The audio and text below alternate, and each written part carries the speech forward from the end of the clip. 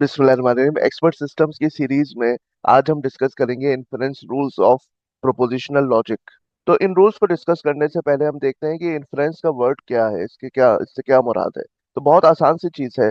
दरअसल इन्फ्रेंसिंग हम उस प्रोसेस को कहते हैं जिसमें जो अवेलेबल इंफॉर्मेशन है ना, उस पे हम कुछ रूल्स वगैरह अप्लाई करके कोई नई इंफॉर्मेशन को डिड्यूस कर सकें, कोई नई इंफॉर्मेशन हम मालूम कर सकें available information की मदद से। Inferencing refers to the process of drawing conclusions or making decisions based on evidence, data और knowledge। जो चीजें आपके पास अवेलेबल हैं उसकी मदद से नए कंक्लूजन ड्रॉ करना, ठीक है, कोई नई बात डिस्कवर करना, ये बात है इन्फरेंसिंग।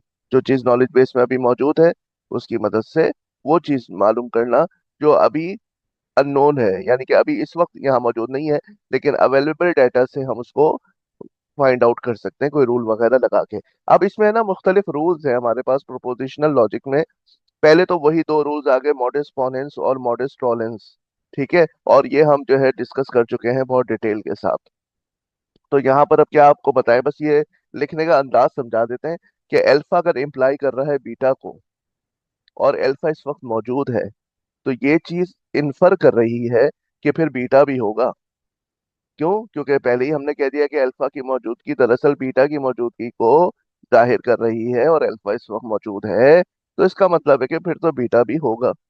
ठीक है। और इसी को अगर हम लिखेंगे थोड़ा उस अंदाज से, क्या जिसको क्या कहते हैं, मॉडस टॉलेंस कहते हैं ना, उसके अंदाज में अगर हम लिखेंगे तो वो कुछ इस तरह से हो जाएगा कि अल्फा इम्प्लाई कर रहा है बीटा को, लेकिन इस वक्त जो है बीटा मौजूद नहीं है, तो इसका मतलब है कि फिर अल्फा भी मौजूद नहीं है, अल्फा कम से कम मौजूद नहीं है। समझे आप? यानी अल्फा की मौजूदगी इंप्लाई कर रही है बीटा को। यानी कि अगर बारिश होगी तो ग्राउंड जरूर गीला होगा। अभी ग्राउंड गीला नहीं है, तो कम से कम हम ये कह सकते हैं कि बारिश तो नहीं हुई। बारिश तो नहीं हुई। तो क्योंकि अल्फा की मौजूदगी यानी बारिश की मौजूदगी का मतलब था ग्राउंड का वेट होना, तो ग्राउंड तो वेट नहीं है, तो इसका मतलब बारिश नहीं हुई। तो ये हमारे पास हो गया मॉडर्न टॉलेंस। अब आ जाए एंड एलिमिनेशन। अच्छा, ये बात जहन में रखिएगा कि ये जो दरमियान में एक लकीर है और ऊपर जो चीजें हैं ना, ये है वो अवेलेबल इंफॉर्मेशन, जिसको यहाँ पे वो कह रहा है बेस्ड ऑन जो आपकी एविडेंस है, डाटा है, नॉलेज है, उसकी जो चीजें मौजूद हैं। और ये है नीचे कंक्लूजन। जी जनाब, नीचे क्या है इसमें? कंक्लूजन है। तो ये आपके पास आप इंफॉर्मेशन सारी मौजूद है, alpha one, alpha two, alpha three, ये सब चीजें एंड हो रही है आपस में। अच्छा, एंड में क्या होता है कि एक भी अगर फॉल्स हो जाए ना, तो पूरी एक्सप्रेशन फॉल्स हो जाती है। जी, एंड में क्या होता है कि अगर एक एक्सप्रेशन भी फॉल्स हो गई तो ये पूरी एक्सप्रेशन फॉल्स हो जाएगी। तो इसका मतलब है कि इस चीज को ट्रू करने के लिए सबका ट्रू होना जरूरी है। तो जब सबका ट्रू होना जरूरी है तो इसका मतलब है कि इनमें से अगर मैं एक भी ले लूं, ये अल्फा आई लिखा हुआ है, आई की वैल्यू क्या है, वन टू, इनमें से कोई भी हो सकता है, कोई एक भी अगर मैं चुन लूं तो वो भी ट्रू होगा ना। तो ये कहलाता है एंड एलिमिनेशन। और कंजंक्शन हम दरअसल एंड को कहते हैं। You can infer any of the conjuncts, ये सारे कंजंक्ट्स हैं, ठीक है, तो उनमें से आप कोई एक भी ले सकते हैं तो वो भी ट्रू होगा। जैसे ये ट्रू है, ये ट्रू है, तो ये भी ट्रू है ना। तो इसी तरह से ये एक्सप्रेशन अगर ट्रू है तो उनमें से अगर मैं किसी एक का इंतखाब करूं तो वो भी ट्रू होगा, क्योंकि एंड उस वक्त तक ट्रू नहीं हो सकता जब तक उसके सारे एलिमेंट ट्रू ना हो। तो ये कहलाता है एंड एलिमिनेशन। बाज दफा हमें इन्फ्रेंसिंग करने के लिए, प्रूफ करने के लिए किसी एक का इंतखाब करना पड़ता है, तो एंड एलिमिनेशन का रूल लगा के हम उसमें से किसी एक को मुंतखब कर सकते हैं। And introduction. अगर आपके पास बहुत सारे फैक्ट्स नॉलेज बेस में मौजूद है, तो नॉलेज बेस में इंफॉर्मेशन किस बुनियाद पे जाती है? ट्रुथ की बुनियाद पे। तो अगर ये भी मौजूद है, ये भी मौजूद है, ये सारे आपके पास फैक्ट्स मौजूद है नॉलेज बेस के अंदर, तो इसका मतलब है कि ये सब ट्रू है तभी मौजूद है ना। तो आप क्या कर सकते हैं, इनको यूनाइट भी कर सकते हैं। इनमें से आपका जो दिल चाहे, जिसको चाहे आप जमा कर सकते हैं एंड लगा, क्योंकि सब ट्रू है, तो आप इनमें एंड लगा सकते हैं। इसको कहते हैं एंड इंट्रोडक्शन।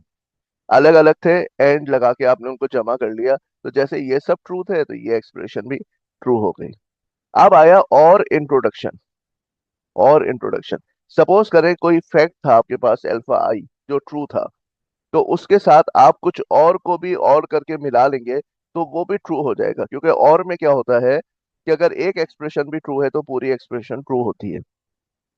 ठीक है। तो अगर उसमें से एक भी ऐसा है, जैसे अल्फा आई इसमें ट्रू था, तो हमने अल्फा आई इसमें दाखिल करके इस पूरी एक्सप्रेशन को ट्रू बना दिया, तो ये एक्सप्रेशन भी ट्रू हो गई, क्योंकि अगर बाकी फॉल्स भी है ना, तो ये अल्फा आई क्या करेगा, इस एक्सप्रेशन को ट्रू कर देगा। लेकिन एक बात जहन में रखिएगा कि यहाँ पर और इंट्रोडक्शन तो है, और एलिमिनेशन नहीं है। क्यों? क्योंकि अगर सपोज करें ये एक्सप्रेशन है, इसमें से मैं और को एलिमिनेट करके किसी भी को भी मुंतखब कर लेता हूँ, मिसाल के तौर पे अल्फा वन अल्फा टू कोई एक अलग कर लेता हूँ, तो ये मैं नहीं कर सकता, क्योंकि आपके पास जो ये और से जुड़े हुए हैं ना ये सारे, अब इनमें से कौन सी क्लॉज ट्रू है ये तो हमें नहीं पता, तो हम अलग से किसी एक का इंतखाब नहीं कर सकते। इसलिए इन प्रोपोजिशनल लॉजिक में और एलिमिनेशन का रूल नहीं होता। एंड में तो दोनों चीजें होती है, एंड को आप भले एलिमिनेट करके एक निकालने बाहर, या जो बिखरे पड़े हुए हैं उनको जोड़ दें एंड से, कोई मसला नहीं है। और क्योंकि ये ट्रू है सारे तो ये भी ट्रू होगा। अब इसमें कोई एक ट्रू है जिसकी वजह से ये पूरी एक्सप्रेशन ट्रू हो रही है। ठीक है, तो आप और में जमा तो कर सकते हैं दूसरे वेरिएबल्स को, फिर भी ट्रू होगा, क्योंकि उनमें से कोई एक ऐसा है जो ट्रू है। लेकिन आप ये नहीं कर सकते कि ये इसको ऊपर ले जाएं और इसको नीचे ले आएं। यानी कोई एक्सप्रेशन है जो और की मदद से जुड़ी हुई है, उसके जो डिस्जंक्ट्स हैं, यानी अल्फा वन अल्फा टू ये जुड़े हुए हैं और की मदद से, तो आपने कहा कि भाई मैं और एलिमिनेट करके उनमें से किसी एक को निकाल लूं, नहीं, क्योंकि और अगर है तो उसमें से कोई एक्सप्रेशन भी ट्रू है तो ट्रू हो जाएगी, जरूरी थोड़ी कि सारी एक्सप्रेशन ट्रू हो। तो आप इसमें और को एलिमिनेट नहीं कर सकते। नंबर 5 पे है डबल नेगेशन एलिमिनेशन। ठीक है, ये पहले आपको बता चुके हैं कि किसी चीज का अगर इनकार है, फिर उसका भी इनकार है, तो वो चीज फिर ट्रू हो जाती है ना। जैसे हमने आपको एग्जांपल दिया थी कि ये सच नहीं है कि मैं वहां नहीं जाऊंगा, तो इसका मतलब वहां जाऊंगा। तो जब डबल निगेशन आ जाती है तो वो फिर क्या बन जाता है, वो इकरार बन जाता है। तो from a doubly negated sentence you can infer a positive sentence. Unit resolution, हाँ ये नहीं हो सकता कि आपके पास एक ही वक्त में बीटा भी है और नॉट ऑफ बीटा भी मौजूद है आपके पास नॉलेज बेस में, तो ऐसी सूरत में बीटा और नॉट ऑफ बीटा कैंसिल हो जाएंगे और ये अल्फा आप इन्फर कर सकते हैं। ठीक है, तो फ्रॉम अ डिस्जंक्शन, ये डिस्जंक्ट है, if one of the disjuncts is false then you can infer the other one is true. तो एक अगर फॉल्स हो गया और एक ट्रू है तो फिर इसका मतलब ये तो कैंसिल आउट हो गए।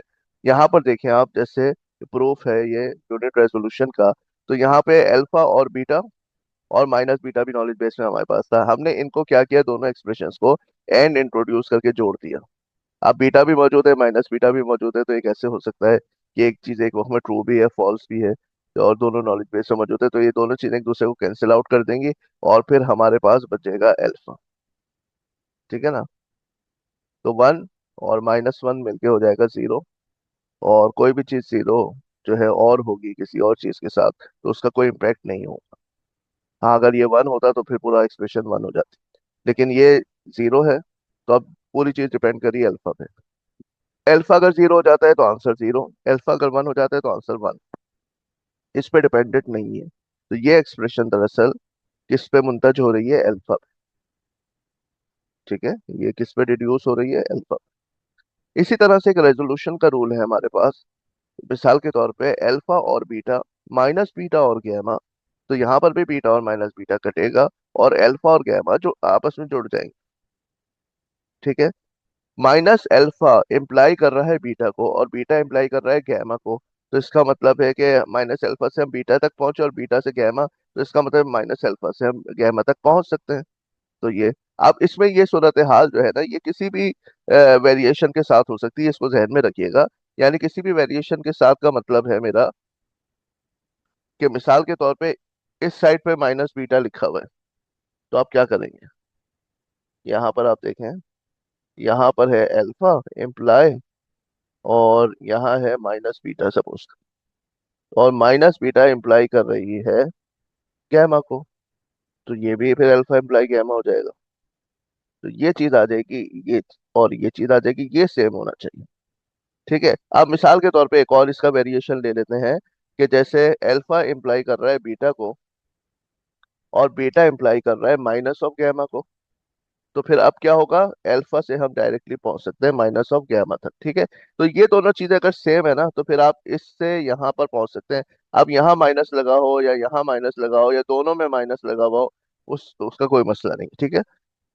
अच्छा, एग्जाम में मैं क्या करता हूँ, स्टूडेंट्स को ये लिस्ट लिस्ट दे देता हूँ कि भाई ये लिस्ट ले लो, याद करके आने की जरूरत नहीं है, या तुम कोई गलत रूल लगा लो तो यहाँ से देख लो। ठीक है, तो यहाँ पे मैंने फॉर एग्जांपल डबल निगेशन को यहाँ डाल दिया इक्विवेलेंस में। ठीक है, और यहाँ पर modus ponens, modus tollens, and elimination, and introduction और इंट्रोडक्शन, यूनिट रेजोल्यूशन, रेजोल्यूशन की दो इकसाम ये यहाँ बता दी है। तो ये वाली किस इसके साथ तो काफी वेरिएशन हो सकता है।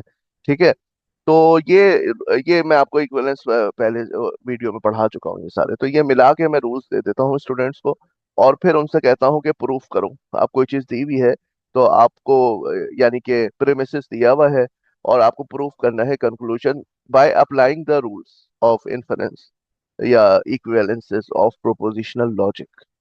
तो ये लिस्ट ऑफ फॉर्मूलाए जो है ये मैं स्टूडेंट्स को दे देता हूँ, और फिर उनसे कहता हूँ प्रूफ करो। अब प्रूफ कैसे होता है बेस्ड ऑन दिस फॉर्मूले, इसके लिए तो फिर आपको अगली वीडियो में जाना पड़ेगा जी।